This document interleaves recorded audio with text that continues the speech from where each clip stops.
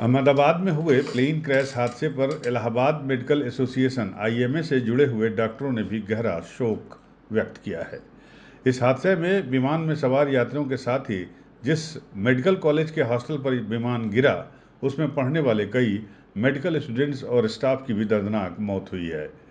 Allahabad surgeon association के अध्यक्ष doctor Sujit Kumar ने कहा है कि 14 जून को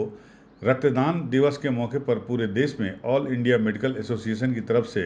ब्लड डोनेशन कैंप लगाए जा रहे हैं और इसी सिलसिले में इलाहाबाद मेडिकल एसोसिएशन की ओर से प्रयागराज में भी ब्लड डोनेशन कैंप लगाया जा रहा है। उन्होंने कहा है कि अहमदाबाद प्लेन क्रैश हादसे के घायलों को ब्लड की जितनी भी ज़रूरत पड़ेगी उसके लिए ऑल इंडिया मेडिकल एसोसिएशन की ओर से मदद की जा रही है। अहमदाबाद और आसपास के डॉक्टरों की सेवाएं भी प्रदान की जाएंगी। उन्होंने कहा कि इसके बाद भी अगर ज़रूरत पड़ती है तो प्रयागराज में इलाहाबाद मेडिकल एसोसिएशन सहयोग करने के लिए पूरी तरह से तैयार है। उन्होंने कहा कि अगर ब्लड की आवश्यकता होगी तो वह भी उपलब्ध कराया जाएगा, लेकिन अगर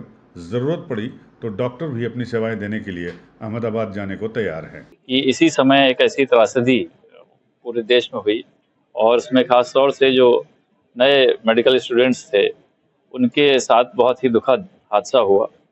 और यदि आवश्यकता पड़ती है तो ये जो ब्लड डोनेशन कैंप है या जो ब्लड डोनेशन है, ये क्योंकि पूरे देश में है, तो हमारे जो भी साथी अहमदाबाद या उसके आसपास हैं उनका सारा